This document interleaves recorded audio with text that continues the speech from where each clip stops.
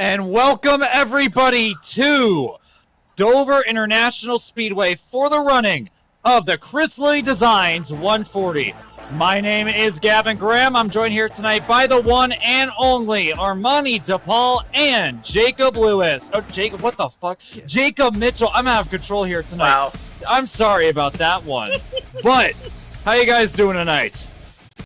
I'm doing good. I'm happy to be here with you, Mr. Gavin Graham, and you as well, Mr. Jacob Lewis. Oh my god. Yeah, I'm never gonna let that one down, am I? Dude, You were thinking about Jeremy Lewis. We were talking about, car. we were thinking, dude, when you see Wait, your name isn't even Gavin. Your name isn't even Gavin. Yes, it is. What No, it isn't. What do you mean it's not my name? It's Perry. No, it's not. Okay, anyway. The most scuffed intro of all time. But thank you all for joining us here tonight for tonight's running of the Lilly Designs 140 and talk about a racetrack with history. We're qualifying. Yeah, we're qualifying, but while they qualify, we have to talk about this racetrack because this racetrack has hosted some of the best moments in ASCA's history. I remember the first race here back in season 1. Chris Lilly, fun fact about him, in his own race, he has never won at Dover. That is a stat that he doesn't really like to talk about. He had a chance to win it in the first ever running of this race in season 1. Marcus van der Lee beat him that day for his first career victory. And who could forget season 3 when Donavici, otherwise known as Aaron Fruckman, our lead official tonight, pulled reverse gate, missed pit road, and instead of going around, he just reversed it in front of oncoming traffic, purposely brought out a caution, and then charged from last to first to win his second race of his career and get a slot in the Championship 4. And finally, how about season 7, when AJ Hyder put on the most dominant performance in his career, leading nearly every lap and lapping nearly the entire field.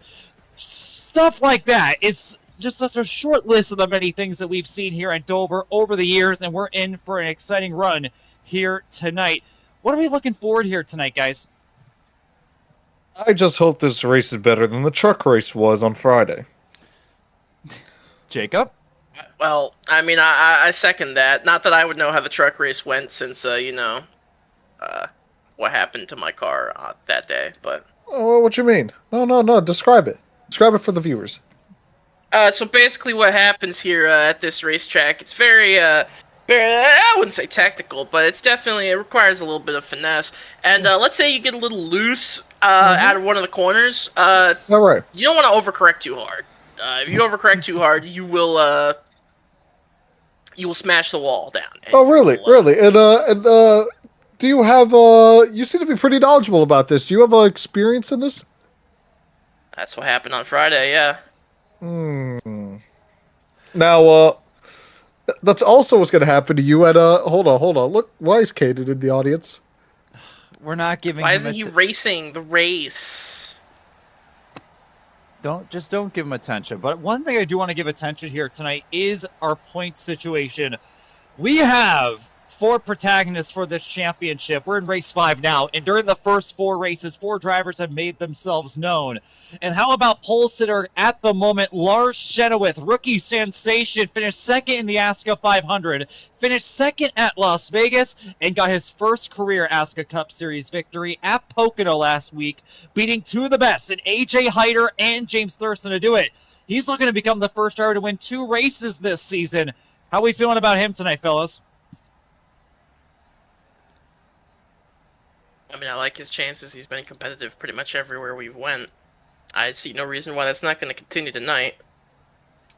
Well, looking good so far. He's currently on pole by literally 2 1/1000ths of a second over AJ Hyder. So it's really weird. We haven't really seen someone challenge Hyder like this, at least not ever since. Obviously, AD Walker won the title last year, but Hyder had such a dominating. We know how good he is. Lars has really just come in and just kind of try to take the league by storm, have a season similar to what we've seen out of Walker, even James Thurston the year prior. Yeah, that's the big thing that we've noticed. Every year we have a rookie that comes in here and just immediately shows promise. James Thurston came in his rookie year, fought for the championship all the way to the very end at Homestead. And Aiden Walker ended up winning the whole thing in his rookie campaign. Now Lars is coming in here and by far the most competitive season we've ever had. And he's showing the big boys who's boss. But speaking of people to watch out for, Chris Lilly, 3rd place in qualifying by just 1/100th of a second off pole. And with that, that is going to be ending qualifying. Let's take a look here at the starting lineup. Let me go ahead and get my music going. Give me just 1 minute. Oh, we have music for our intro now. Yes, we For do. the- Yes. Oh, Yes. we have. We always we're have music lovely for the now. lineup. No, I don't know. that's not true. Well, most of the time we have. I know Wayne Every usually time I've watched does. the race, I remember. But now let's go ahead and take a look here at the starting lineup here for tonight's running of the Chris Lilly Designs 140. Give me just 1 second. It's taking forever to pull up. Give me 1 moment. There it is.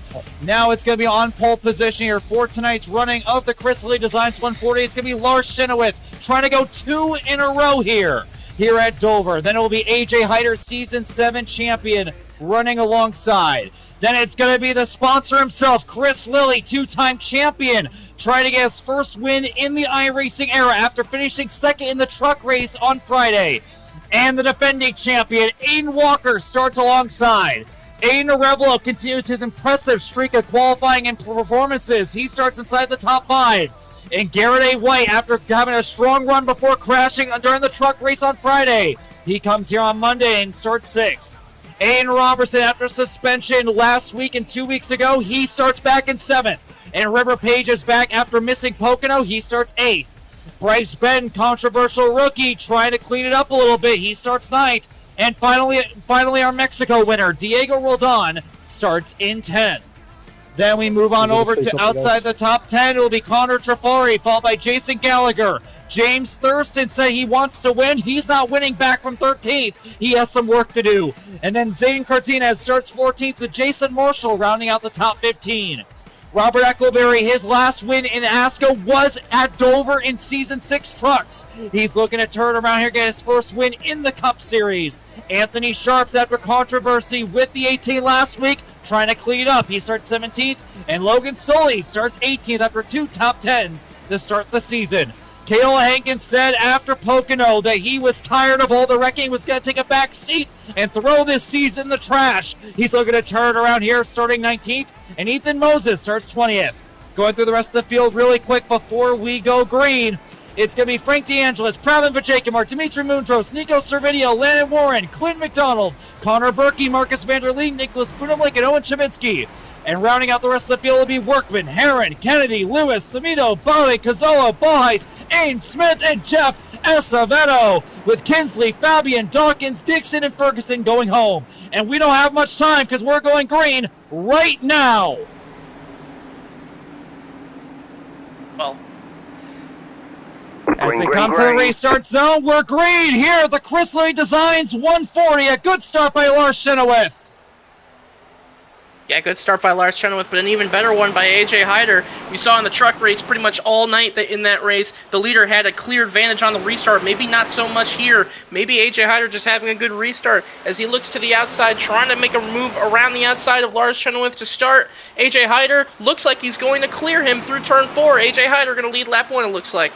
Look at Diego Roldan on the inside towards the back end of the top 10. 3 wide early on in this race with the 09 as well. They finally sort things out. But I might think that's the 94 that was, or excuse me, no, that's the 24, formerly driven by AJ Hyder, but now driven by, I'm not sure exactly who that is, but yeah, making a move on the outside, 3 wide.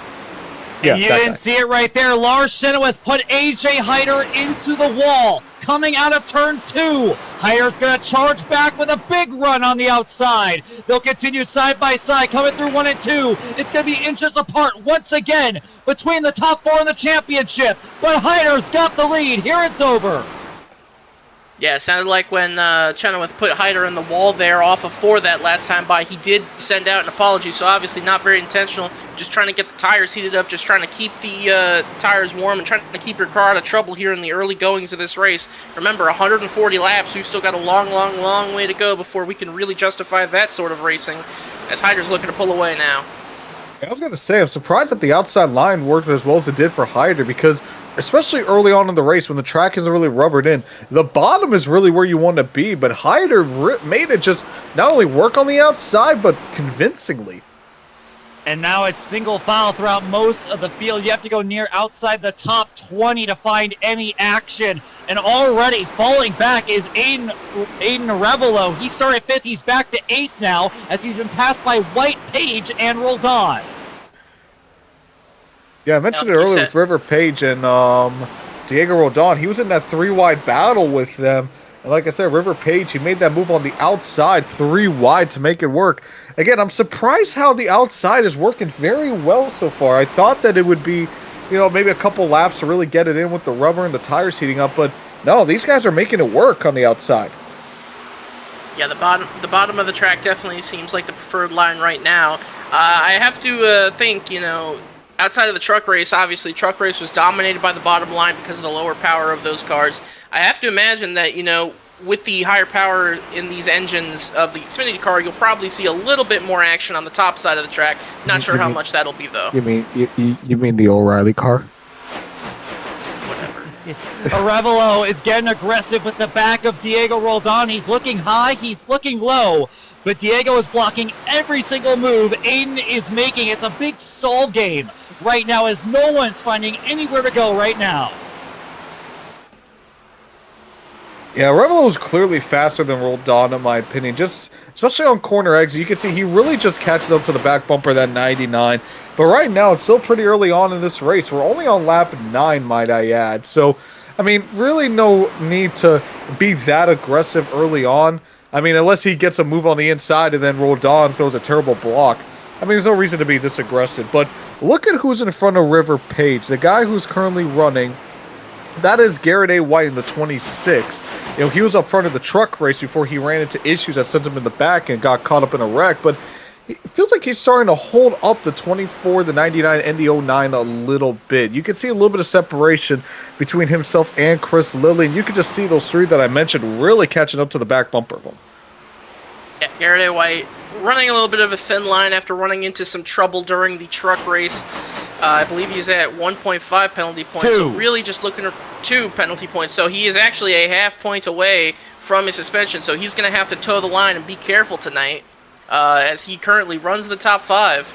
Yeah, that's the big trouble that these guys have when they run truck races. When they cause problems, that is why one of our drivers, I believe it's David Shaver, he got suspended. Derek Shaver, yeah. Derek Shaver, thank you. Yeah, Derek Shaver got suspended because of him causing a big crash during the truck race. So even stuff in a lower series, if you mess around, you will be held accountable at the cup level. And that's why he got suspended. And Garrett White is on a very similar leash along with Noah Herron. For these guys, they weren't racing too clean during the truck race on Friday, and it's punishing them on Monday. It will impact the way that they race, because Garrett is trying to race his way into the playoffs for the first time in his career. One bad move tonight, even if it's accidental, all it takes is half a point, and he's done. At third place, Aiden Walker. Now the field is starting to catch up to him just a little bit. Garrett A. White has pulled, everyone behind him up to Chris Lilly. And Aiden Walker, he's taking a really interesting line. He's kind of diamonding it, which is really what you're supposed to do at Dover. You diamond it a little bit, drift up a bit on the center of the corner, then cut down because, turn 2 and turn 4, they'll catch you. So you really want to diamond it. But Aiden Walker's having a different line compared to everyone else. So I'm just going to watch this next lap here on lap 15. So he's going to go into turn 15 right now. He enters pretty high compared to most other drivers, and then he just cuts it down and then just slams on the gas. As I might have to stop my Aiden Walker description just a bit. We look like we have a battle for the lead heating up, but look at the line that Walker is taking, and it's kind of holding up not just him, but everyone behind him. As you can see, Chris Lilly, Garrett A. White, everyone behind him starting to catch up, possibly because of that line he's taking. Yeah, I'm looking at the points right now. I want to bring up the point that Gavin was talking about earlier, that a problem as here we go. Sorry, Never mind. we got battle for the lead. Lars on the inside. Lars Chenoweth looking to try to take away the lead from AJ Hyder here on lap 16. He looks to the inside. Gonna get real close up off the corner. Can't do it there. Hyder with the run on the outside. He retains the lead. Yeah, that's the big problem that you're going to have when it comes to Dover. And I think Armani was bringing it up earlier. When it comes to running that outside line, there just isn't enough space on the guy on the inside to really be able to make a big run. We saw a lot of crashes during the truck race on Friday that was just two lines coming together on the exit. Neither line really wanted to give the other any kind of grace. Fortunately, these Cup guys got a little bit more racing sense, and you saw right there, Lars, even though he once again gave a little nudge to the door for AJ Hyder, he backed all the way out, and now Hyder's got a good gap, about half a second, over Chenoweth for the lead. Lars has been a little bit aggressive, I think you could say, early on. I don't think he means to be aggressive because, again, issuing apologies, backing off, once he gets side by side with Hyder. But, I mean, you're seeing it right now. AJ, he's someone that you want to get by him as soon as possible because he's someone who's going to back the field up, save those tires. It looks like we got a wreck. Ethan Moses in the chat, and there's a caution. It's the 72 of Hankins, and it looks like the 15 of Connor Bolheis also got involved in that one, trying to avoid it. Well, I mean, Keola Hankins brought it up after Pocono. If you guys remember, he kind of turned himself at Pocono. He was very down on himself after that race, saying that he was going to take a back seat. Remember, Championship 4 driver last season, fought for the championship, got his first win at Talladega. This has been a nightmare season for Keola, and let's take a look and see what happened this time. Yeah, it doesn't look like that one was his fault. It almost looks like the 60 of Pravi Vijayakumar washes up the track a little bit. They were racing side by side back there for, looks like 18th or 19th, and 60 just washes up the track, gets into him a little bit, and sends him around, and that brings out the first caution of the night. I mean, you gotta feel it for Keola. I mean, he's just getting and then back stuck. there, they were all stacking up on the outside, trying to make sure they didn't get involved, and it looked like Bolheis just got bumped into by a couple drivers there. Yeah, he got completely ran over by Jason Samito and possibly Connor Berkey. Yeah, Connor Bolheis was not having a good night to begin with. Bad qualifying effort, and especially at a track like this, where you run a control, you have to run that kind of double apex. It's not very favorable for a track like this, and unfortunately now he's got some rear end damage, so that downforce is really going to be dropping like a rock. So pit stops underway here for this first caution of the night here on lap 21, and it looks like we have some mixed strategies, some people staying out. This is gonna be interesting on this restart here. Yeah, all of our leaders came down. Here are some of the guys that have chosen to stay out. Jason Marshall takes the lead of the race. Remember, Pocono, he was having a good run, and then he got wrecked, right? I'm pretty sure he got wrecked, if I remember correctly. Either that or I'm misremembering, but look who is in second. That is Frank DeAngelis. If you guys remember him, he ran about 3 or 4 cup races in season 7. Had the point lead for a little bit, and then he just stopped showing up. This is his first start of the season. He's just here on a part-time basis. He had attempted to try to make the truck race on Friday, but he had missed it by just a little bit. He's looking to make some noise. We know he has a good car. He knows he's a good driver, so watch out for him to make some noise here now that he's got track position. Dimitri Mundros, he was having a good race at Pocono, and then he turned himself off the bumper of Diego Roldan and killed his car. So he's looking to turn around here today, hopefully at a track like Dover, where clearing each other seems to be the motto. He can clean it up a little bit as he is going to teach Jason Marshall to the yellow flag. So this should be interesting. Did Chris stay out too? Okay, no, he didn't. The CLD cars, they're that's what I'm going to get in the CLD race. Everyone is, well, here's my question, right, for the CLD. Why are they both shades of blue? Well, there's one shade of blue that's teal, and then there's one that's dark blue. Okay, but still, it's like they're both blue. Right. They're both the same layout. They're running at least out of inverse colors, the colors. Man. They're running out of colors, man. There's 6 Chris is a designer. He should have all the Chris to be able to make colors. Along with the top 3 that I mentioned earlier, Ethan Workman better. has also stayed out. He's looking to turn around. He has crashed in nearly every race so far this season. And Workman, if you guys know him around these parts, he is a really fast driver if you put him in the right spot. So watch out for Ethan to put some defense on. But now we're about to get back going here on this restart. It's going to be Jason Marshall and Frank DeAngelis coming to the restart zone. We're going to watch these leaders in row 3 try to traverse through the slower traffic. And based on what happened at Pocono and the same thing happened, it didn't end pretty. Green flag. That's the type of restart that I was more expecting to see out of the leader, just being able to just pull away and clear the outside line by like 2 car lengths. Just a quick note here on the restart. It looks like Lars Chenoweth serving some sort of penalty under that last caution. He has dropped all the way back to 28th. So he is going to have a lot of ground to make up if he wants to get back to the lead and try to race with these guys for the lead. And speaking of a battle for the lead here, Jacob, here comes AJ Hyder on the inside of Jason Marshall. It's Vajakumar hard in the wall. Jason Semito, Robert Eckleberry. It is a 12-car pileup down the front straightaway. Lars Chenoweth is in it. His race is over. We need to find out what happened to Lars at the beginning. Like, did he speed on pit road? I think he did speed on pit road. Where did Chenoweth end up? Oh, there he is. Trying to figure out how this race started. They were 3 wide. And, oh no, that's bad. Robert Eckleberry. Oh no, that was a really bad overcorrect. He was fighting inside the top 10, gets loose, coming off the corner, overcorrects in front of Aiden Robertson into Pravin Vajakumar. Watch this hit right here by Pravin as he's coming down the racetrack right in front of Clinton McDonald. Hard hit into the wall, airborne. Robert Eckleberry is going to ricochet back across the track into Ethan Moses. More contact as Landon Warren gets ran over by Sharps. And right in the middle of the road is Robert Eckleberry, gets slammed by Jason Semito. And this is how Lars and Garrett A. White get into it as everybody, including River Page 2, piles into the carnage. Well, already 2 wrecks early on, and Marshall and Mundros and a couple others, they immediately go down pit road. I'm surprised DeAngelis is staying out. I don't understand the strategy. You're just barely hanging on to a top 5 spot. You're all old tires. Yeah, you're going to start on the inside, but you're just going to stack up everyone behind you, and the dirty air is going to kill you. Those ARCA brakes are really bad. We're going to get an onboard here with Owen Chabinski, who I just saw flying in there. And you guys can get an idea of just how bad some of those brakes were because, oh boy, that was not pretty, to say the least.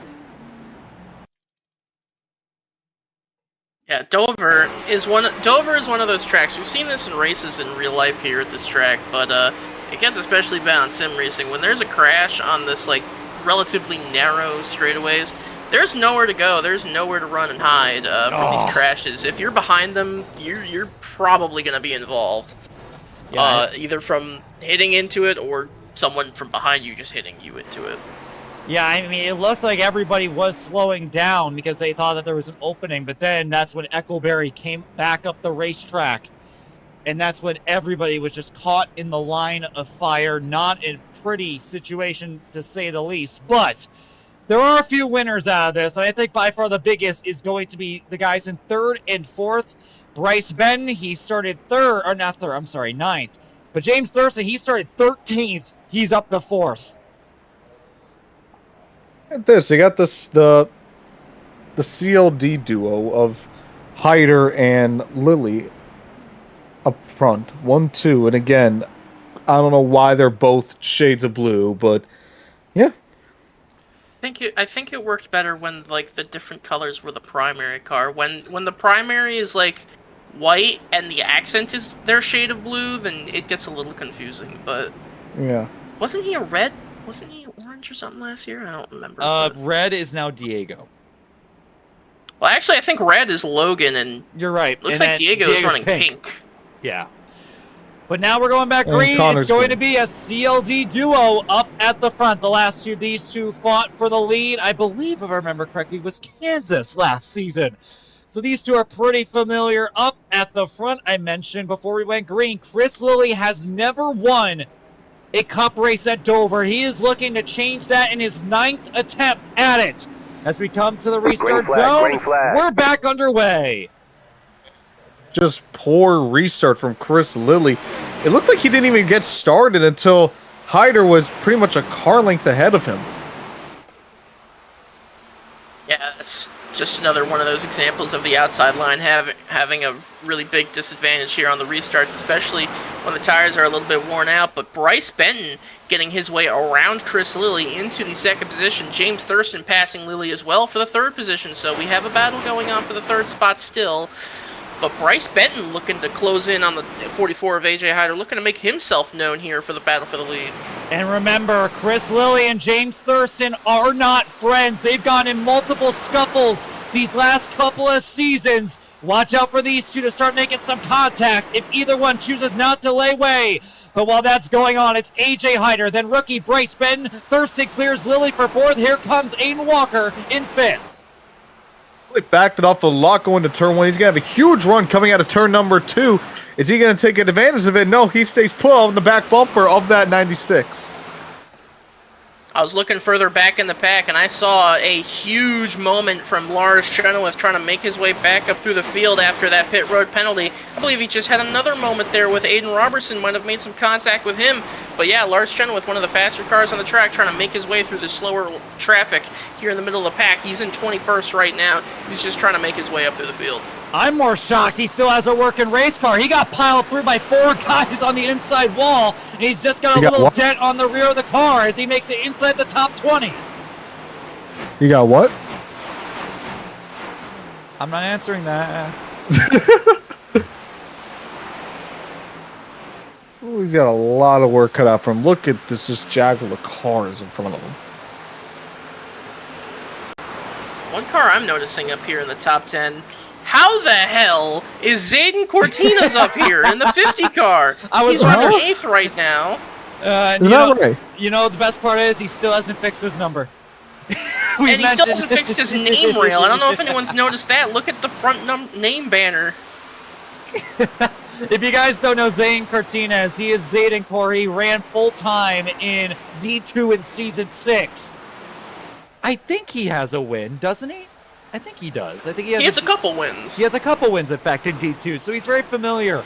Not at the Cup level, but he did finish top 10, I think top 5, actually, in the ASCA 500. So he already has some experience up at the front. However, unfortunately, these normal ovals have not been his friend so far this season. He's right now outside the top 10 in points, trying to recover, trying to get involved in that playoff conversation. Runs like today will help. He's running 8th. One car coming down pit road. I thought that was Aiden Walker for a second, or coming off pit road. That is Connor Berkey. What happened to him? Was he involved? Yeah, about to ask. Now Bryce Benton, who has not really been able to mount a charge against AJ Hyder, has now fallen back into the clutches of the 96 of James Thurston, the 53 of Lilly, the 93 of Walker. So all these faster guys trying to, pounce on their prey, so to speak. They're trying to get around the 48 here early. They're trying to get around him and trying to make a move, perhaps, to try to get to Hyder on their own. I believe in you. Well, I want you to mention this. Bryce Benton has no friends on this racetrack. He made a lot of people upset after Las Vegas and got involved in a few scuffles at Pocono too. These guys do not have any leeway for the rookie. And especially somebody like Thurston, he is known to get aggressive when frustrated. Watch out for some possible contact if Bryce Benton doesn't let Thurston through soon. Well, everyone looks like they're being fairly patient. I mean, Bryce, he's not being erratic right now. He's kind of just running his line. And Thurston, maybe it's because he just hasn't gotten the run that he needs to make a move like Walker's doing on Lilly right now for the 4th spot. But yeah, Thurston's being more patient than I thought. I mean, even saw there going into turn 3, Thurston had a great opportunity just to shoot to the back bumper of that 48, but he chose not to. He's being more patient than I thought, honestly. Patience is a virtue here in the ASCA Cup Series, and especially so at Dover, as now the 93 of Walker now under attack from not only Chris Lilly in the 5th position, as he actually passed Lilly, I believe, to get up into the 4th position, and now Connor Trafari is attacking the team owner for 5th as Lilly taps the wall coming out of turn 4. And right behind them is the 85 of Jason Gallagher, who I assume also was planned to be in a CLD car, but with Trading Paints being such a great platform, some drivers were unable to change their schemes in time for the race. Trafari. Yeah, he's getting Ooh, close. that got really tight. Yeah, Trafari also started outside the top 10 with Thurston. Thurston's been a little bit more successful chopping through the field. Connor trying to follow suit. Connor, once again, has not had the best start of the season in the world. A lot better than last season. By this time last season, I think that he was already close to a suspension. So far, he's had a clean record. So he's doing a much better job being clean. But right now, especially when you got your team owner right in front of you, it's really tempting just to boot him out of the way right now, but he's being safe about it right now. Jason Gallagher is not putting up much of a fight right now, kind of just in his own zip code right now, letting these two fight it out. Here comes Trafari to the inside. A wall before coming into turn number 1, and I think Connor saw that. He backed it off a little bit, got a huge run coming out of turn number 2. Lilly in the wall again. You know, this is something that I noticed in the truck race as well. Lilly hit the wall on corner exit a lot, especially coming out of turn 4.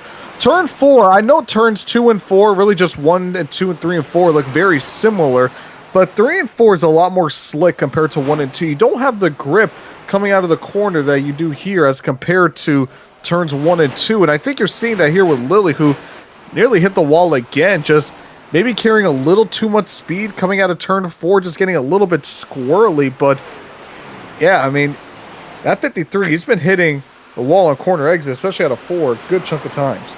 Oh, here it is! Thurston's getting aggressive! Gave a bump to Benton! He's getting sick of it! Yeah, I saw Benton make a move on Thurston there coming out of 4 that last time by where they were side by side. I believe Thurston may have hit the wall, and it almost looks like Thurston was tracking him down the racetrack, almost trying to get the bumper in. Wasn't successful that time. Benton hangs on as there's a caution. Oh, another crash down the front straightaway. It's Nico Servideo and Ethan Moses.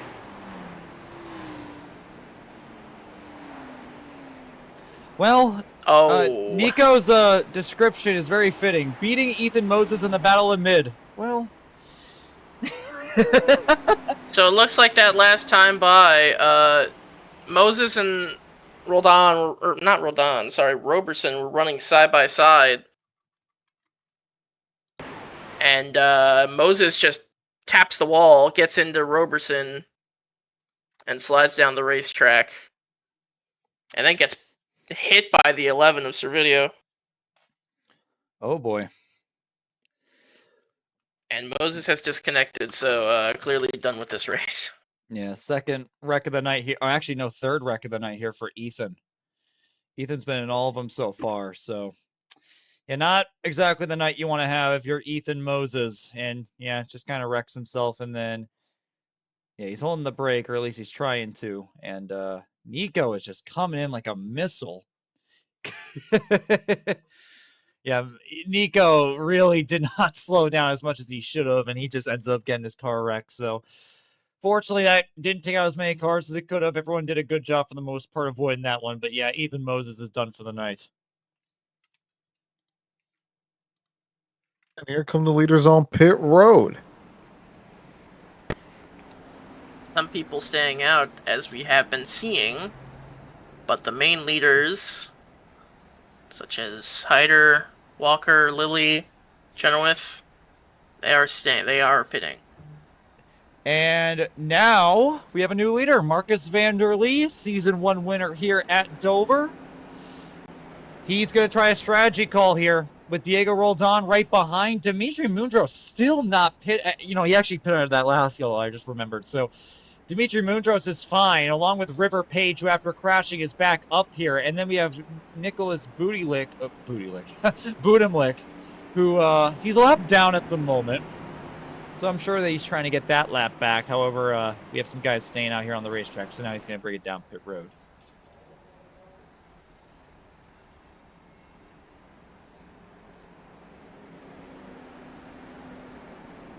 It's 3 cars. I'm going to be real. I don't really like this for Hyder. Mostly because I don't like that he's going to be starting on the outside. We've seen how bad the outside has been. And you add on top of that, he's going to have at least 1 car in front of him on old tires. Now, you got 2 cars on old tires underneath on the inside. So it's really going to depend on how they perform on this restart. But if Hyder can get on the that 3rd, 4th groove, before, even the 48 can get underneath going to turn 1, then I think he'll be fine. But I got to admit, guys, I don't like the fact that he's starting on the outside. Well, I'll tell you this much. The last time Marcus Vanderlee stayed out on a restart was 2 races ago at Vegas, and we lost half the field. So I'm not... Oh, how fantastic. Yeah, I'm not entirely looking forward to this, but hey, Marcus knows what he's doing, I'm sure. And I know Diego's got something to show for it. He's been on an alternative strategy since the drop of the green flag. And if there's any added benefit, I think Diego might cut AJ just a bit of a break. I don't think Bryce Benton will, though, if he's able to get to the inside on the 44 at any point on this restart. Marcus Vanderlee, Diego Roldan, we're back underway. What did I tell you? That outside line just didn't really get going. But Hyder, he found a hole to get on the inside. So the 48 did not get a great start himself. And that's actually going to allow Hyder to go ahead of him just in front. And the initial start wasn't great for Hyder, but the 48 had an even worse start. And you just see Hyder immediately shipping it down the inside. Be careful there. I thought Bryce Benton was going to have a little bit of an advantage because Hyder would be on the outside, but it looks like they don't. As there's a crash behind him, it looks like it's the 65 of Acevedo. We keep it green. Still Caution's out. And now caution's out. Caution's out. He's already out of here. He's towed it. Well. Yeah, that's Jeff Caution's Acevedo been right cautious. there. He is going to be the cause of our 4th caution of the race. Let's take a peek and see what happened here to the rookie. I will be right back. I got to go feed my dog. So I'll be right back. All right. Oh, okay. Fantastic. Same thing here. Turn 4 seems to be the trouble spot here today. And he just wrecks it on his own. Yeah, no contact from anybody. Just ends up spinning himself down the racetrack. And caution's out. Slight update here from Ethan Moses in the driver's chat. "Quote unquote, I am done with this division at this point." So I don't know. Maybe he's pulling a Cale Hankins and he's just having a moment. But Well, I mean, you have no one else to blame but yourself for that one, unfortunately. So, I don't know. And Roldan, no, I'm sorry. I got the red and yellow confused. But yeah, Marcus Vanderlee's going to bring it down pit road. Diego Roldan chooses to stay out. Dimitri Mundros comes in. So those guys that stayed out under the last yellow, they're going to split it up here this time. And now we are going to have a really interesting top 4. AJ Hyder, Bryce Benton, James Thurston, Aiden Walker, then followed by Chris Lilly rounding out the top 5. So it's going to be an interesting restart here, obviously, with Hyder leading now. Bryce Benton, I really did think, he was restarting 5th. Hyder was 4th. I really did think with the inside line typically being better on restarts, I really thought he was going to be able to take advantage there and pass the 44, but it didn't look like that ended up happening. And now he's going to be stuck on that outside line for the restart. This is going to be a little bit rough. A bit of an update here for all the Lars fans in the chat, because I know there were a lot of y'all that were crying after he got wrecked. He's right now sitting 24th, right in front of River Page. Still trying to make up spots here, but you can tell that damage has had some long-term permanent effects on that race car. He's going to be fighting that for the next 90 laps before we get to the checkered flag. But Lars still has a decent cushion. Coming in tonight, he had about a 50-point cushion over the cutoff line. The guy behind him, Diego Roldan, only had a 12-point cushion. So that's why I was talking about those top 4 in the championship right now, that being Hyder, Thurston, Walker, and Chenoweth. They can afford to have races like today where things don't go their way, but the problem is that if you start having a few more like that, that's when you're going to start running into problems. So if Lars can stay out of trouble these next few weeks, then he should be A-okay, as we're going to double up here this time for the restart. Looks like Jason Samito is also in the chat saying, thanking the 65 for ARCA breaking me into the 2 and causing the biggest wreck at Dover. So, well, 65 ended up wrecking himself, so you don't have to worry about him no more.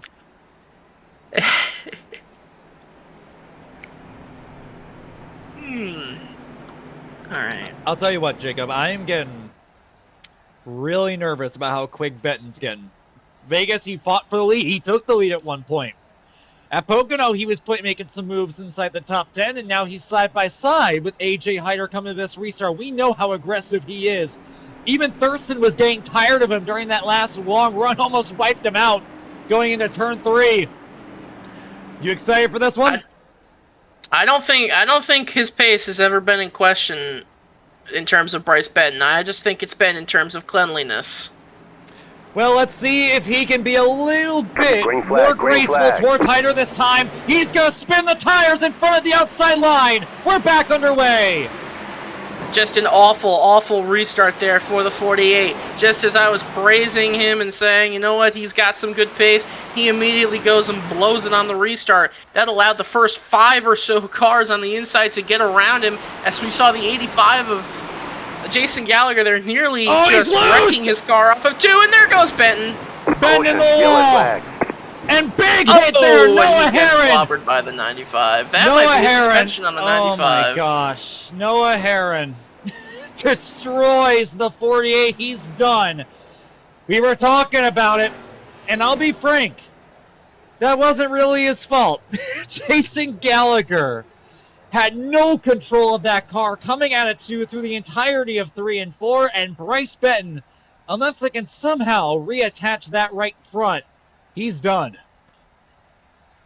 Yeah, that looked like it was completely on the 85 there. Well, we could take a look just for certain, but I feel like that we got a pretty clear picture here. Now, I want you guys to watch this first coming out of turn 2. Watch that 82, who's supposed to be the 85, on that inside line. He is going to get big time loose right in front of the 48 coming off the corner.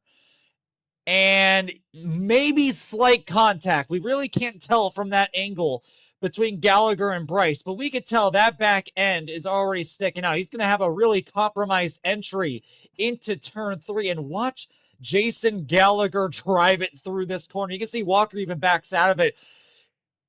And that car is immediately going to start stepping out. No grip on the rear of the car. Here comes the correction right around here. And Gallagher never saves it. He just continues to drift it up the racetrack until he gets into that 48 car. And around will go Bryce. And I'll take the blame on that one. You know, I was hyping him up. That's commentator's curse right there. And then here comes Noah Herron as the 48's coming down the racetrack. And, well, yeah, he just completely piles into him.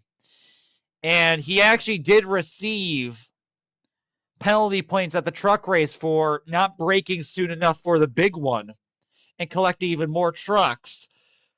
That's his second pile drive of the weekend. I don't think that the officials are going to take very kindly to that. Noah's already out of here after totaling his car. So at the very least, no more damage will be caused. But watch out during the penalty report later tonight or tomorrow morning. I think Noah Herron might be a hot name on the list.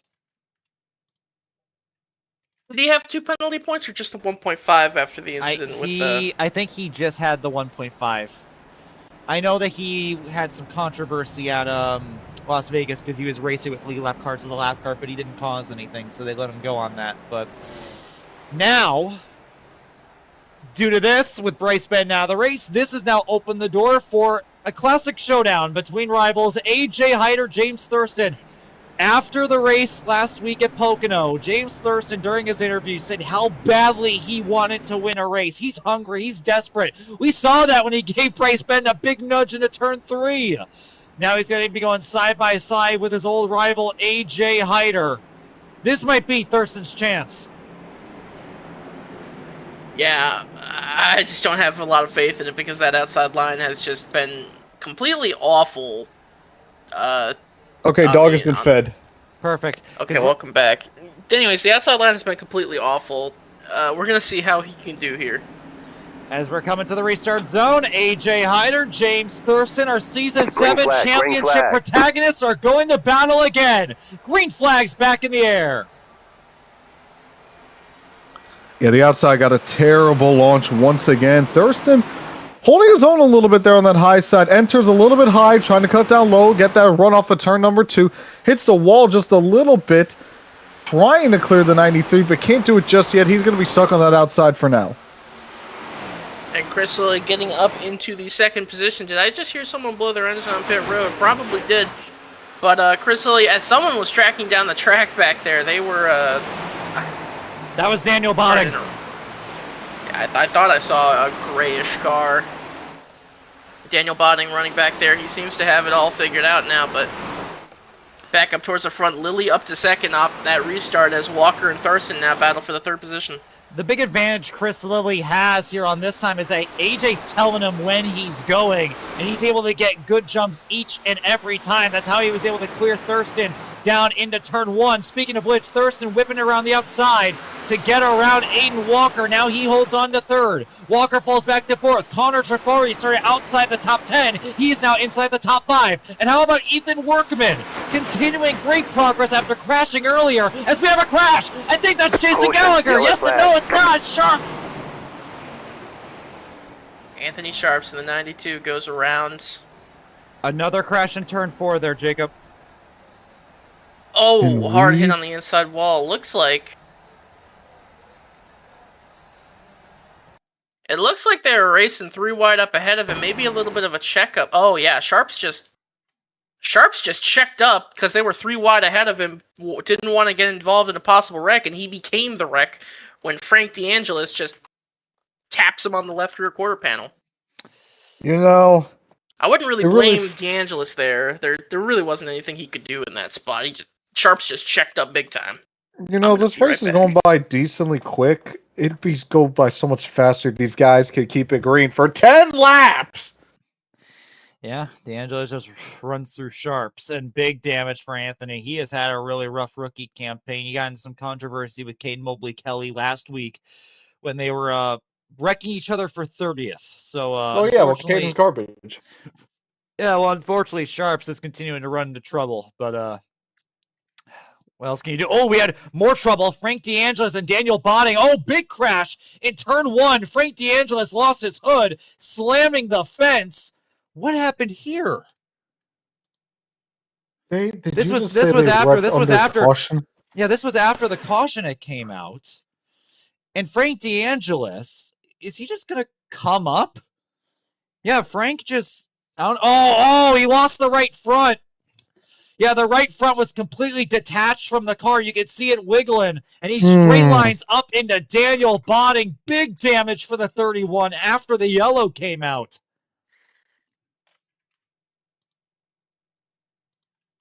I mean, what can you do there? You can't really do too much when you don't have a right front anymore.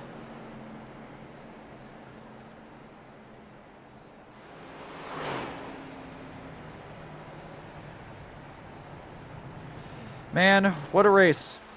Back in Season 7, we went flag to flag. Not anymore.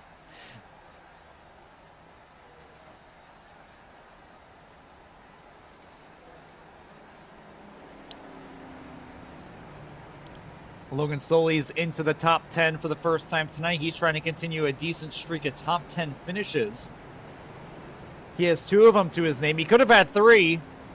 But last week, Landon Warren and him tangled coming to the checkered flag. The Season 5 championship protagonists once again wrecking each other towards the line. Some things never change here at ASCA. Right now running 9th. And then we have Gabe Cazzola now on a part-time basis. He's sitting in 10th. And Connor Ballheis is back up here. He was wrecked while running outside the top 30. He's survived the carnage since then. He's found himself up to 11th. And for all the Lars Chenoweth fans out there, Lars is up to 14th. I'm back. Oh. Did the broadcast pick... Yep, we picked up DeAngelis losing his right front, putting Daniel Bonning in the fence. It looked like something happened there, because he just... Look at his right front. His right front's detached. I think something happened before that, like maybe his wheel disconnected or his screen went black, because it looks like he just goes straight into botting there. I certainly hope no not. reason to believe. That's not going to be popular during the post race, but we'll leave that up to Aaron to decide. It's going to be CLD once again here on the front row. And then you got two championship contenders hungry to pounce. Hyder and Lilly are going to lead them back to the restart zone. And wait for it, green flags back in the air. Again, the outside line just cannot get going, and Hyder clears everyone going to turn one. Side by side for the second spot.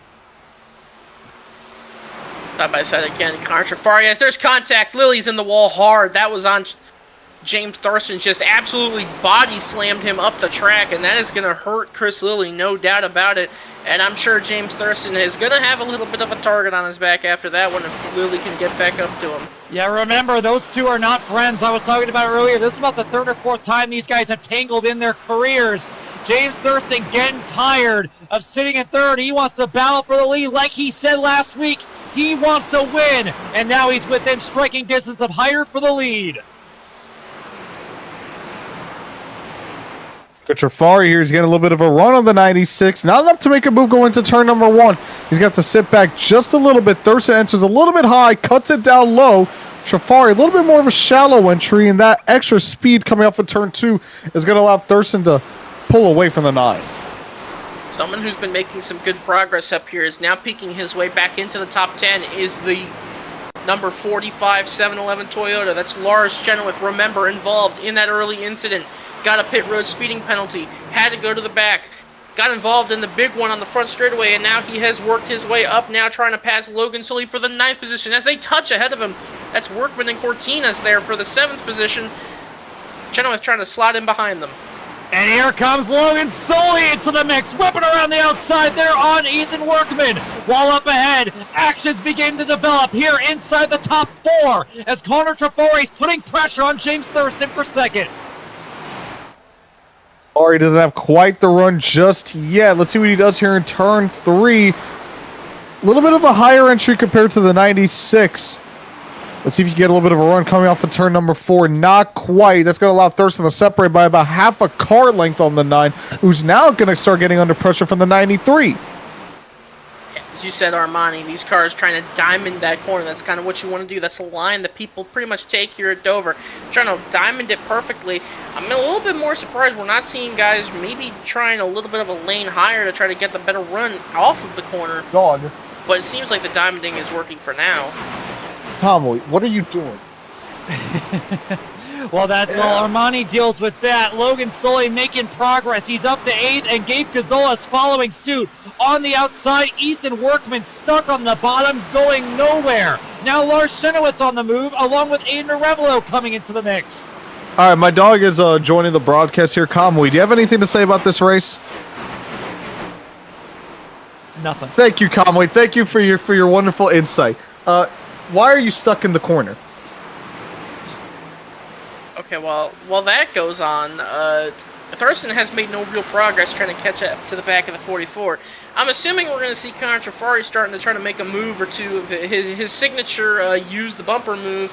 Maybe the dish out. Oh my God, Chenoweth again involved, and this time that might be that might be more than he can come back from.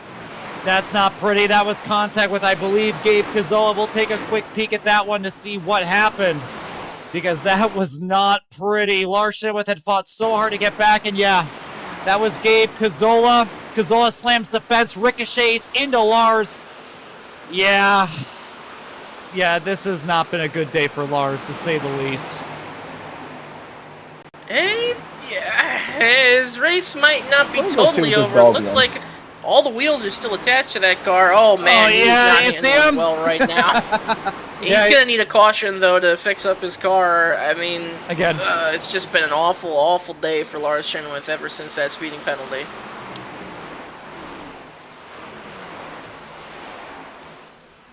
Anyways. Now up here, things have kind of calmed down. Now after Lars is out of the picture, Cortinas continues to hold on to 7th, then Sully in 8th. Now, and there it is. And there's the commentator's curse. We have a crash on the speedway. It's Owen Chapinski. No. Oh, man. What has happened here? Oh, boy. What is going on with that car? Oh, that thing is literally about to lift off the ground. What is that thing doing? Okay, so it looks like from this angle, it looks like Chabinski's stuck in the middle of a three-wide situation here with Gallagher and Warren. It looks like he just checks up to try to, avoid doing something silly, and Keola Hankins just gets into him, and Yeah.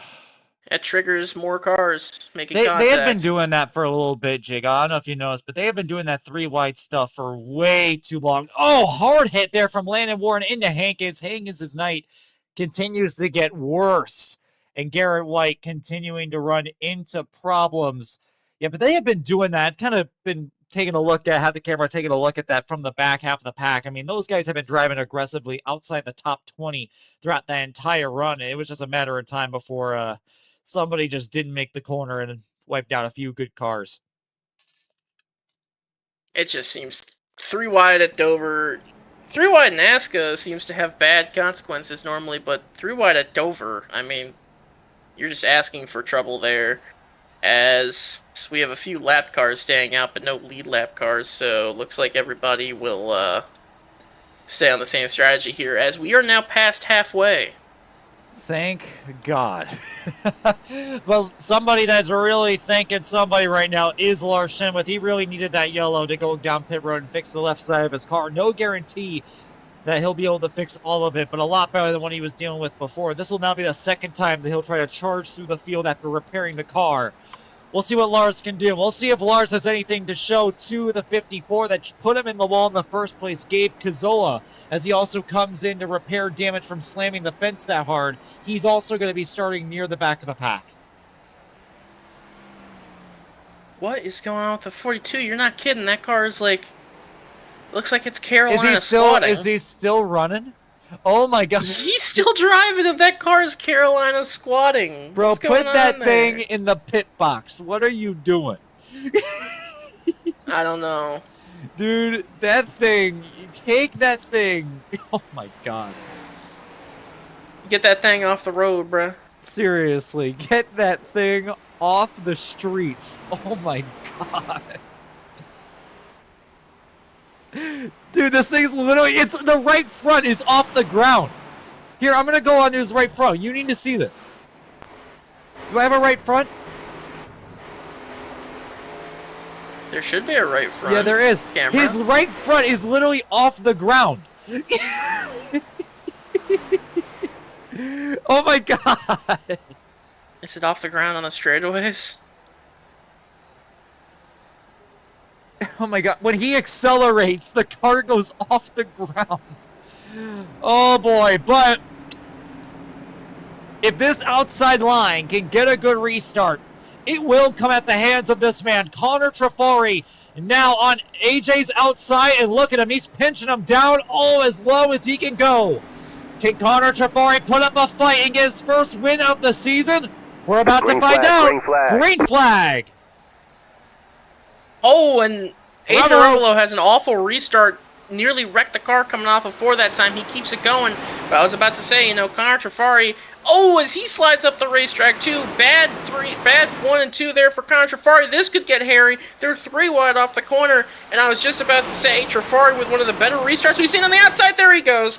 Yeah, that was an ugly situation with Lilly and then Walker and then the 9 of Connor Trafari. No one to really blame there, although I imagine Trafari ain't going to be too pleased with that 93. But he saves it and we keep it green. Here's the battle for the lead. James Thurston with a mega dive to the inside. Has to do it now. There's really no better time to do it now as they're starting to get a little squirrely in the back. Never mind that, as they're trying to make a run here. James Thurston looks to the inside of AJ Hyder. Cannot really do anything. He can't dive in the corner, so AJ Hyder holds him off for the lead for now, as behind them they continue to fight. Chris Lilly in 3rd. Jason Marshall up to 4th. Aiden Walker sits back into 5th. This is Jason Marshall's best track. Remember, I think he finished 2nd or 3rd here last year. He's up to 4th now, going after Chris Lilly here for 3rd. Oh no, I'm looking back at the pack. Owen Chabinski is 25 miles an hour off the pace. You really need to get that car Bro, get off the track! What are you doing? Oh my this is God. gonna be bad. This is when the leaders come up on him. This is gonna be the worst thing you've ever seen once Owen Chabinski is about to get lapped here. But Anyways, they continued battle here. Aiden Walker is looking underneath Marshall for the 4th position, but Marshall now looking under Lilly for the 3rd position. Oh, he doored him. There's the muscle right there. Jason Marshall not messing around. Walker trying to fight through 2. Marshall moves up to 3rd. I'll tell you, that might just be the best way to make a pass here at Dover. If you got somebody on the outside, just shove them out of the way. Anyways, fortunately, I saw Chapinski off the racetrack, so nothing will happen there. I heard over the radio, Chris Lilly only said one thing. He said, all right. So, tension's getting a little high here at Dover. I mean, hey, I'm loving it. If the one way you're going to be able to pass officially here is getting physical, then getting physical we shall. Here comes Marshall on his next target. Now it's James Thurston, who's all over the back of the 24, the 44, I should say, for the race lead. And James Thurston, we know that's the one guy who's more than happy to get a little aggressive. Normally it's Connor Trafari. This year it's been James Thurston. He has been eager to try to get that win. You've been saying it multiple times. He wants to win. He really, really wants to win. What will he do for said win? I would only assume this early in the season you don't want to do something drastic for the win, as we just saw Zayden Cortinez absolutely pound the wall coming out of 4. We've seen that so many times with all manners of drivers just hitting the wall out of 4. And I've been watching the guy behind him, Aiden Arevalo, getting aggressive, throwing the car in there. He's going to throw it in again. He is throwing that car in as hard as he can and hoping that it sticks so we can pull a mega diamond. And it's been working. He's side by side making contact with Logan Sully. And here comes Marshall looking low on Thurston for second.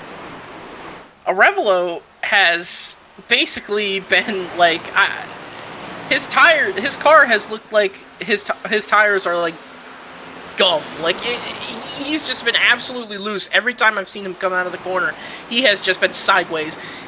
I'm not sure, maybe he's a dirt driver. Maybe that's how they drive in the dirt series, and, they get loose here. As up further at the front, Jason Marshall making a move on James Thurston. He is going to easily clear him for second. Jason Marshall has never won a cup race before. He was close to winning this race last season. He is now up to second with one more target in his path, and it's the Season 7 champion, AJ Hyder. I was too busy taking my dog out. I don't know how Marshall is up to second, but he is closing in on that 44. Yeah, Jason Marshall has been making his way up through the pack this whole run. We've seen him make good moves on these guys, good, relatively clean moves, Chris Lilly notwithstanding, but Jason Marshall is definitely one of these guys to look out for here down the stretch as we approach 50 laps to go. And now it's going to be the haul right behind him. Ethan Workman continuing to hold on to 6th, Cortina in 7th. Now Arevalo's charging up to Cortinas for 7th, and look who's in top 10 equipment right now. That's Aiden Smith, trying to put up a good result after the heartbreak at Pocono last week. He's all over the back of Logan Sully. This is for 9th. And for the lead, here comes Marshall. Around the outside. Around the outside. And he's probably not quite yet clear. Hyder with a good run coming off of 2. Yeah, Marshall now clear going into turn 3, and he's taking James Thurston with him. This is something that I said at the top of the show. This is something I thought we might see, the outside get a little bit more use than we did in the Truck Series, and that has been truthful today. You just saw Marshall take the lead on the outside. One of his better racetracks. He knows how to run this track real well. And this is huge. We have had a first-time winner in the season for every race so far this season. Nobody has won 2 races so far. And Jason Marshall and James Thurston are trying to follow themselves in that path. While everyone behind, AJ Hyder, Aiden Walker, Chris Lilly, and Ethan Workman, Cortinez, and Arevalo are all hauling, trying to catch. I know I'm about to say this, we got less than 50 laps to go. You're thinking 50 laps, that's not a lot of time. They get around this track in less than 25 seconds, so we're already on lap 93. Those 50 laps are going to go by like it's nothing. Yep, going by like it's nothing. Looking back in the pack as they try to settle it behind them. You mentioned Aiden Smith there inside the top 10 for the first time tonight. Connor Bolheis in 11th making a run on him. And someone whose name has been completely silent out of the broadcast, Nicholas Bunimlik, there in the 12th in the Starburst machine, now looking on Aiden Smith for the 11th spot. Right now, single file, everybody trying to find their way through. Bunimlik inside on Aiden Smith. Like Jacob said, it's for 11th. Smith slams the fence, going to lose a spot to River Page, who's recovering from the first big one of the night. back on lap 10. Or back 20, I'm sorry.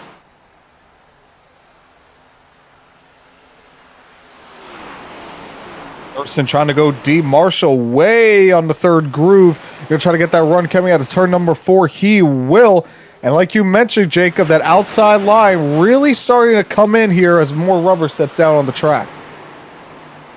As Aiden Walker is looking to try to maybe use that outside line for himself around the outside of AJ Hyder. Nothing doing there just yet. Gonna have to get a little closer if he wants to make that move work.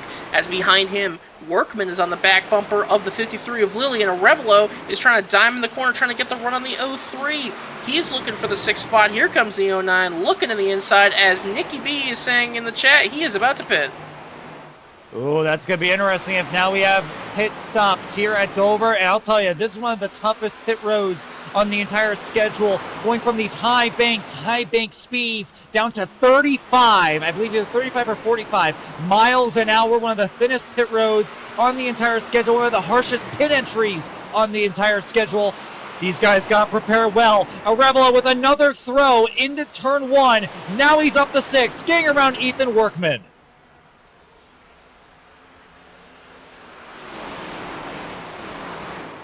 The top 4 and really the top 5, they've just stacked up.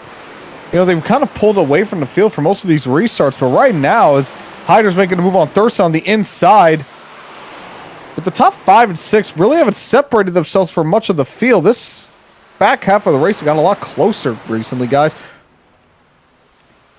Yeah, I saw, Gavin, you was correct about the 35 mile an hour pit limit. This is one of the more difficult tracks you pit on under green. And I honestly thought we weren't going to see it happen today, but we are starting to maybe see an alternate strategy out of Budum, like maybe trying to, you know, gain an advantage as the battle for the lead is starting to heat up.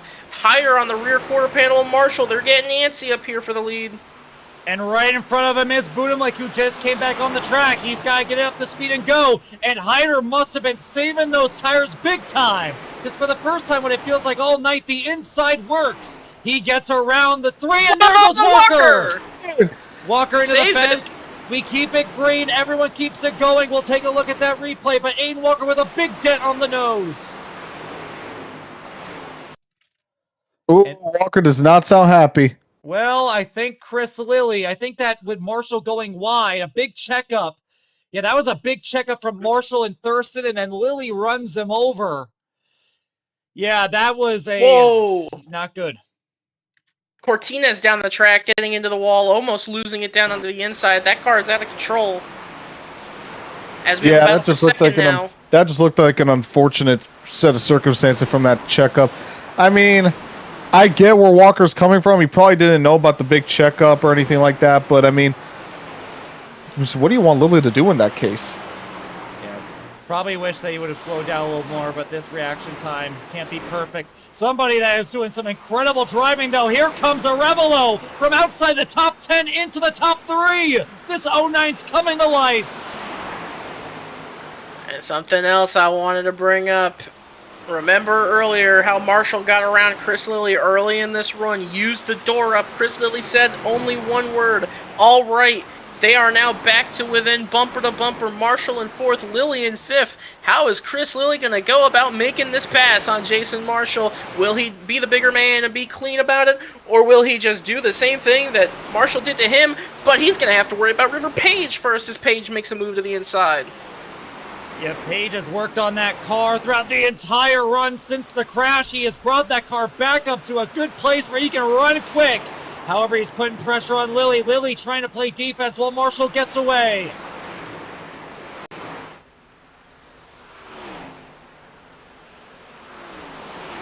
And something I noticed, these leaders, if you notice, AJ Hyder running in the 25-10s, these leaders running in the 25, or the high 25 brackets. Nicholas Budimlik, who just pit, is running 2370s. So is that right? If there is no caution, Nicholas's strategy might actually work out if they all go green. Yeah, but see on the lead. He may actually come away with the lead. He is, well, he's a couple laps down, but that's just because of the pit stop. Oh, there it is! Contact! Lilly Marshall! Lilly puts him in the wall! Yeah, that was coming. Uh-oh, watch this. Marshall might not be too pleased about that one. Might get him back.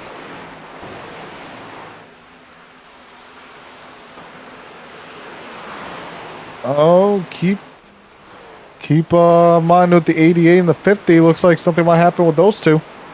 Aiden Roberson, complaining about the 50 car racing him, is asking to be let by, which I'm not sure if the 88 understands that this is a race, and but he gets around the 50 nonetheless. And Aiden Roberson, who was suspended last week at Pocono, has made his way up into the 8th position as now Cortines goes around. And he saves it. We'll keep it going. Cortines, no rear grip left on that machine. What was a really good night for him is really just beginning to fall apart. I think he might have some toe damage too. There's a lot of damage on the right side of that machine. But Cortines trying to put up a good rookie campaign, but he is falling apart. Is that Wayne A. Kennedy on fresh tires charging through the field? Wayne's on Nicky's strategy too. Yeah, Wayne's a few laps down though. I think he's more laps behind Nicky. I don't think he's gonna really benefit as much here on this strategy as Nicholas Budimlik will. But yeah, he has tried an ultra strategy and he is flying through the field.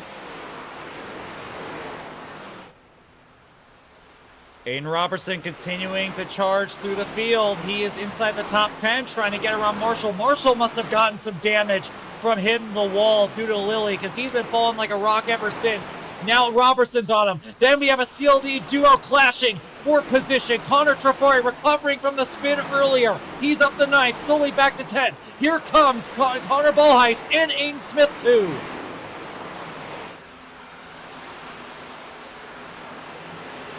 Trafari working Yeah, go ahead. I'm about to say, he's working himself nicely through the field. And you're really seeing, like we talked about it earlier, diamonding the track. With these grooves really starting to go on the top of the track, you see everyone going at that 3rd, 4th, even all the way up to the wall. It really presents some more of an opportunity just to ship it off into 1, kind of park in the center of the corner, and then just diamond it down coming out of 2, which is really what you want. You just want to enter, you want to exit low, because again, turn 4, turn 2. Oh, we got a spinner! Wayne in the Saves wall. it. Yeah, he got loose. It was getting 3 wide coming out of turn 4. Wayne tried to slow down, lost the rear. Again, we keep it green. Aiden Robertson continuing to make progress, but here comes Connor Trafari. Remember the last time Robertson and Trafari raced each other, they crashed. I don't think Robertson's going to get any grace from Trafari, especially considering the day he's had. Trafari's got a big run. Yep, Trafari's got a big run, trying to help out Jason Marshall there on the outside. They're all racing for 7th up there. The battle I've been watching here early, as you guys have been going on, is this battle between Thurston and Hyder. Thurston's not really any closer than he has been for the past couple of laps, but I'm just enamored by the line that the 96 is taking. He's really throwing it in there, diamonding the corner big time, trying to gain big time up on the 44, but he just has not been able to close the gap. In fact, Hyder is pulling away a little bit here.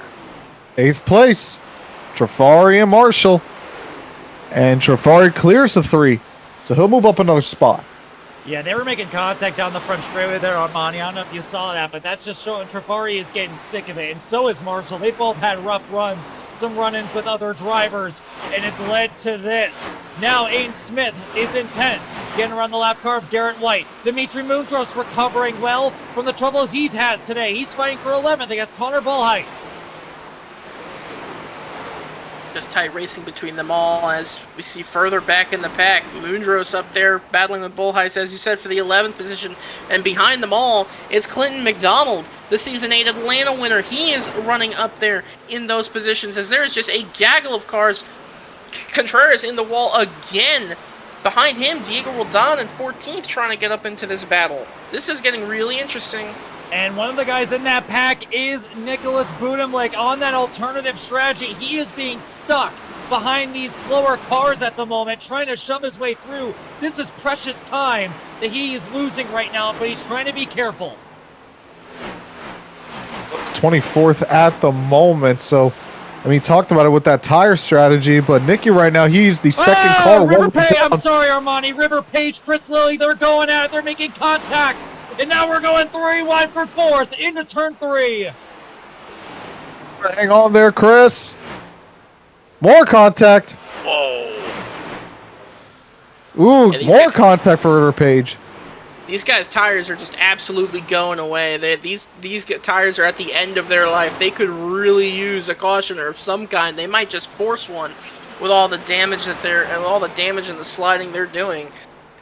They just need new tires on those cars. And Page is sliding all over the place, just drifting up the track in the middle of the corner. There's anyone who needs fresh rubber right now, it's him.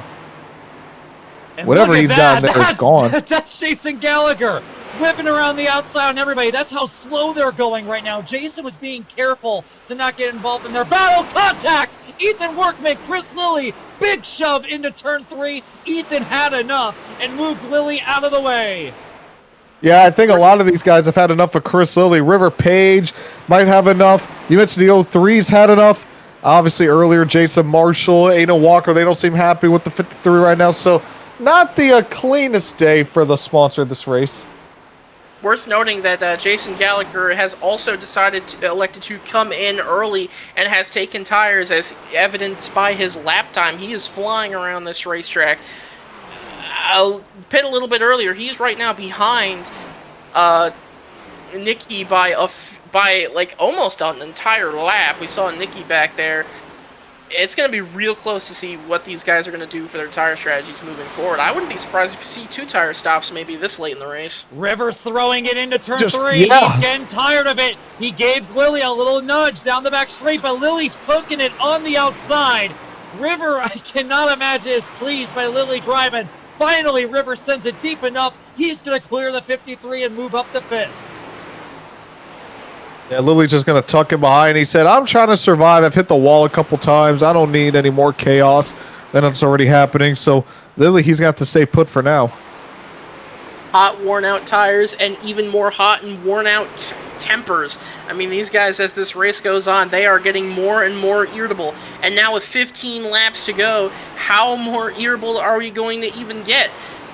And I neglected to even think about the potential scenario in which these guys don't pit and Nicky and Jason Gallagher have completely wasted a set of tires for no reason. But Well, that's what I'm saying. I mean, we're going to come up on 16 laps to go. I mean, at this point, I don't think any of these guys pit unless a caution comes out. Yeah, and the other thing is Nicky has fallen off. His tires have now pretty much gotten to the same point that everyone else has. He's stalled behind Diego Roldan. He can't really go anywhere further. I know that Jason Gallagher is on the move trying to make some time. He is currently, I just found him, he's right behind the 65 at the moment, but he is sitting outside the top 20 right now. But we're seeing more guys pit, so clearly these guys have a reason to stop. Whether it's just to make sure they make it to the end without impacting the race, or whether tires and gas are becoming a genuine concern. Nonetheless, they're trying to hold on. So is Arevalo, whose tires have fallen apart. Here comes Ethan Workman to the inside. Workman's going to slide up the track. He's going to force Arevalo in a place he doesn't want to be. I'll throw those marbles. And the 03 is going to clear. He moves out to 3rd. yeah, I mean, in the truck race, we didn't really get that much green flag racing, so we didn't really see anybody be able to make it a whole distance on the fuel. So I'm assuming that the fuel numbers are somewhere between, maybe 40 to 60 laps. It's definitely a little bit wide open. I'm waiting to see what happens with this 44 and this 96. Update on Here's the the thing. alternative strategy. That's Nicholas Budimlik on that inside. Diego Roldan. Again, he has no progress right now. He's sitting in 23rd, 1 lap down. So at this point, unless everyone else pits, there's no way that he's going to make up any of the time that he did by stopping. Yeah, I mean, unless they're just going to... When did these guys last pit? Under the last caution, about 50 laps ago. So, yeah, I'm guessing it's going to be that 60-lap window. So, unless these guys just start running out, you got to wonder if there's... Ooh, Arevalo really squirrely coming out of 4. I mean, at this point, everyone's just going for it. I don't think anyone's going to pit at this point. But I wonder, if someone did, do you go no tires and just splash of gas? I mean, you might as well, but that's if these guys even have to pit anymore. I thought that these guys would have to pit you know, if we had some guys come in anyway, but that's not what we're seeing right now as Trafari's fallen like a rock. Those tires are gone. Diego Roldan goes by for 9th place. Tires, tires, Yeah. tires. That's the name of the game, is trying to save them all and seeing what you can do with them. I've got my eyes glued up to the front of the racetrack to see what these two leaders do. Thurston and Hyder still running 1-2. Thurston really hasn't made any dents into the lead. Marcus Vanderlee complaining over the radio about something, as per usual. And they've been pretty consistent in terms of lap time, still running the 25-1s and the 25-2s. So, I mean, these guys, I mean, whether guys back in the field, they're running like 25-4s, 5s, 6s. First and second right now, I mean, they've been pretty consistent. Diego Roldan saving his tires a tad. He's on the move. He's catching up to Dimitri Mundros. This is for 8th place as we are now under 10 laps to go here in the Chris Lilly Designs 140. You mentioned it, Gavin. No one's gotten double-digit wins. So no one's got multiple wins so far this year. I'm not going to jinx them, but the way things are looking, Hyder's going to look to break that. Well, you know, you don't want to be the commentator's curse, as they say, but It's the AJ announcer. Hyder looking good right now. Again, no sign of cars pitting and no sign of cars really having any problems, so it looks like this order might hold. River Page inside here on Arevalo. He gets a little loose when he makes that move to the left, though. He's now going to charge the nose back to the inside on the exit, inches apart. But Arevalo's going to keep it steady on the outside. But River Page has got some, just like how Robertson's got something, as Daniel Bonning's trying to get around on fresh tires. Things are getting spicy. Lap cars on fresh tires, trying to get around the leaders who are just trying to fight and save everything that they've got. As Lilly slides up the racetrack, that is going to allow the Robertson. Oh, contact! Save it, Lilly. There you go. Lilly saves it. Good save. We keep it green. 5 to go. That could have been really bad coming to 5 to go. Roldan outside there on Moondros while Arevalo and River Page go side by side. River sideways into 3. That was close.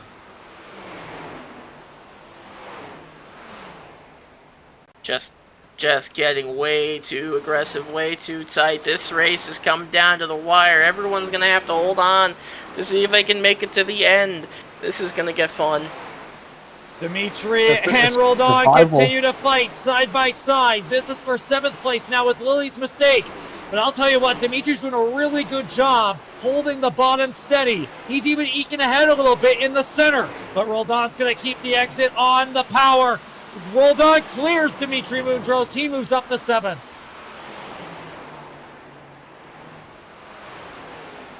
And a good Up comeback at the there front, from Hyder's Diego pulled away from Thurston. 2 to go. Good comeback there from Roldan. He has been, lights out as cars are coming to pit road here. Looks like these two leaders are going to be able to make the fuel last. Well, don't say it too quick here. I'm praying. I'm hoping. I know it's my sponsor, but come on. I need some parity here. But as we're coming down the back straightaway, AJ Hyder's going to bring it around to the white flag, this time by with over a second from Thurston. You just need some smooth, clean, consistent laps. AJ Hyder has been the class of the field pretty much his entire iRacing ASCA career. And tonight, no different. Has outlasted the field on every restart. Has been able to clear people mercilessly. Coming through 3 and 4, he's going to have it. Coming out of turn 4, AJ Hyder's second win of the season. Here at the Chris Lilly Designs 140, it goes to Hyder. And behind him, James Thurston. Close but no cigar yet again. Coming home seconds. Back there, Ethan Workman. What a result from him coming home third. What just a survival of attrition for everyone.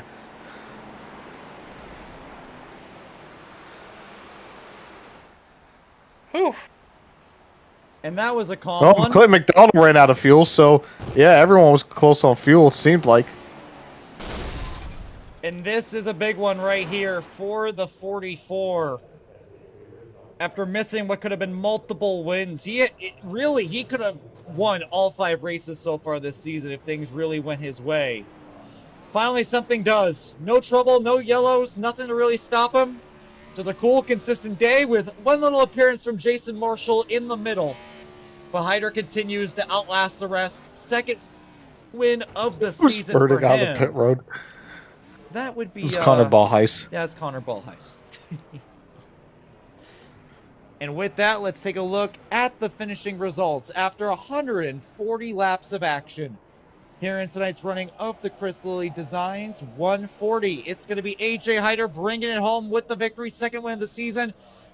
What more does James Thurston have to do to get one of these wins? He said last week how badly he wants it. He's going to have to beg and pray for just another week more as he comes home with another runner-up finish. And Ethan Workman turning his season around. We'll be talking to him here tonight, first time of the season, as he finishes third. River Page, after missing Pocono last week in qualifying, he gets fourth.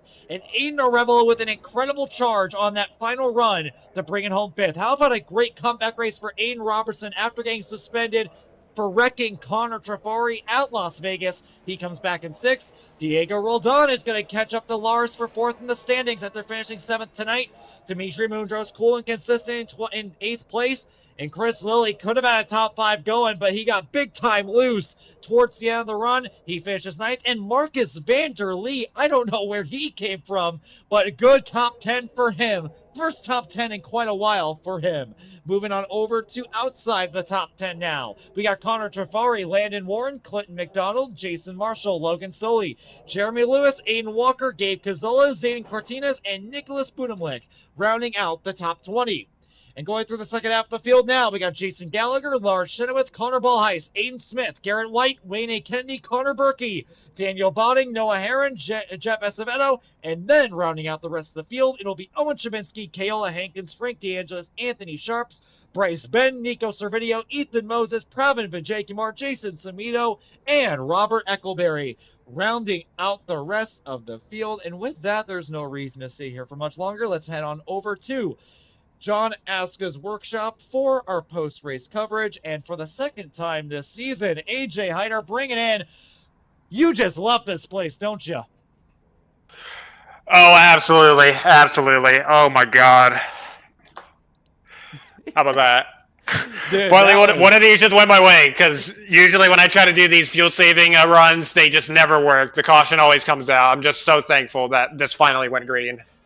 And let's talk about the tire wear there today, because it was rough out there. A lot of these guys were getting loose, out of control, but you seem to be one of the very few people that can hold it straight. How do you work it out there? Yeah, it's just something about this track. I don't know what it is. It just seems like anytime I come here, it just doesn't matter what it is. I enter a flow state, and I can just drive. It's like a tunnel vision for me. I can just drive the track the way I want to, without it getting loose. I could not explain it to you, but it's just how it is here at Dover. And when it comes to the championship conversation, you will have the point lead. I think you already had the point lead, but you will have the point lead after this. And more importantly, too, your championship contenders, Aiden Walker and Lars Chenoweth, had bad days. But there was one that was right on your tail. You got James Thurston right behind you in the standings. How you feeling going into next week knowing he's right on your tail? I just got to keep the gas down. Keep going, keep pushing all the way. Just don't lift, ever. Don't lift for nothing. Got to keep going and got to keep trying to win more races. Well, don't tell Noah Herron that, because he did that today, and I think he might get a suspension. But when it comes when it comes to your sponsors, is there anyone you want to thank? Now, Gavin Graham. I know that the Circle K Corporation and Gavin Graham Enterprises wasn't the primary sponsor for tonight, but I still want to thank everyone at Circle K and Gavin Graham Enterprises for bringing another bad fast. Still don't know who Gavin Graham is. Yeah, I don't know either, but I want to thank all those guys and the CLD machine. We got the dub again in the CLD race. Just happy to get it done once again, and hopefully try to get another one. I think Richmond's coming up next. Try to get another one there. Richmond is coming up next. AJ Hyder is your winner, first multi-time winner this season. Is anyone really shocked? And yet, James, you said last week you wanted to win one spot short. Was there anything you could have done better? I don't really think so, to be honest with you, man. Like, I was racing AJ. I finished second. It kind of feels like it slipped away a little bit, but really, I was just racing the fuel tank because I had to save enough gas just to get to the finish. To finish first you must finish. So that's what I tried to do. But I did. I did finish the race. Got second. Not a win, but it's great points. Yeah, I didn't really feel that confident going into tonight. Dover's not a good track for me usually. I think y'all saw how it went for me last season. I'm pretty sure I DNF'd. So obviously this went much better tonight. Had a couple of run-ins throughout the race. And yeah, I don't really know what to say about. I don't really know what to say about all that. It's just racing. Also, Chris, you came right into my door, so I don't want to hear it. Plus there was some netcode. Plus there was some netcode. And anyways, yeah, okay, I'll beat you next week too. You'll be sitting behind me as I do burnout for Richmond. All right, his interview's over. Per the guy in charge of the league. Awesome. Yeah. And you're LeBron looking also at phone gone. gift. Bye. Because you're not in the top 3. All right. Speaking of top 3, Well, you know who is? I think this is the first time I'm talking to him this season. I might be wrong. I don't know. I wouldn't be shocked if he finished top 3 in another race. But Ethan Workman, you had a hell of a day from the front to the back. Tell me how your race went for you. Yeah, after qualifying like P32 in the race, I did not have any expectation to finish the way I did in this race. Throughout the race, I felt like I got more comfortable with the car and where it needs to go. Save tire, especially that right front, because at the end of the race, it was extremely tight.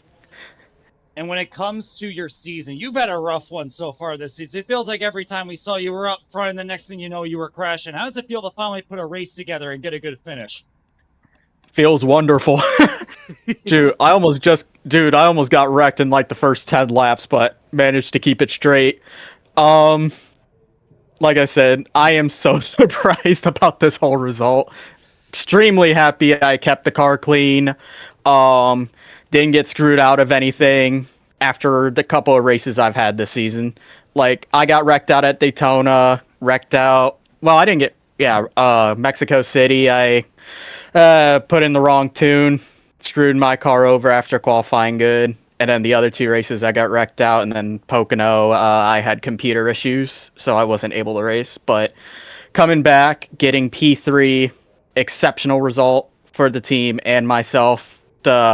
Hopefully make the comeback this season, try to make it into the chase. Yeah, that's the hope there. And you have any sponsors you want to thank for tonight's performance? Like to thank Ancient World Gaming, my partner, and I'd like to thank Bullshock Racing, and thanks to Brandon Thomas for making this wonderful paint scheme, as always, as well as my teammates in this race, Jason Marshall, Dimitri Mundros. I seen Marshall run up there for a while, but I think he burned his stuff off. It was nice seeing him run up there. There was another reason. No. I heard the other reason. He had a black flag then to race. But I'm extremely happy. And Ethan Workman finishing 3rd there tonight. Very happy. I mean, I can't blame him. He had a tough start to the season, finally putting it together. He was one of those guys that we were talking about, that you would be seeing him up in front pretty often. And really quick, James, get in here. Since Chris stole your spotlight, you want to thank your sponsors real quick?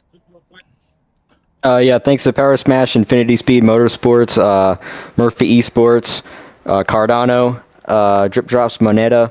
We love all of them always. And yeah, Chris, you can stay behind my car.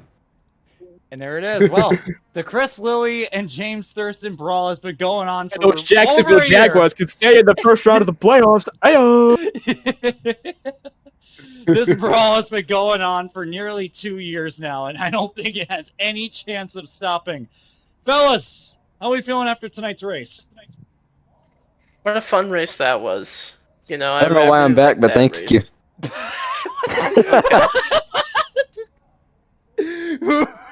Okay. Anyway. Sorry, I don't know who the fuck invited him back up there. But anyway, how do you guys feeling after this race? That was a really fun race. I liked that race. There was a lot of twists and turns there. I mean, it kind of ended ultimately with kind of the same people up front and racing for the win. But there were a lot of twists and turns there. You know, I liked it. Armani? Pretty much agreed with that. They got sloppy a lot, in the first half of the race, but the second half, they started to tone it down a little bit, and we got some pretty fun racing. So, And big championship implications. Both Aiden Walker, Lars Chenoweth finishing outside the top 15 tonight. That's going to be a big hurdle towards their chance of trying to win the regular season title, which does bring on some pretty good, valuable points coming playoff time. And what we're seeing now is some pretty familiar to what we saw 2 seasons ago. James Thurston, AJ Hyder, they're going at it for the title again. And I'm looking forward to watching it all again next week. Next week, I don't know if we have an off week. I don't know if we do. But anyway, Richmond's coming up next. Either next week or the week after. Going to be real, kind of forgot. But we will be seeing you guys then very soon. Time to go some short track racing, fellas. And we hope to see you all there very, very soon. Everyone, have a good night.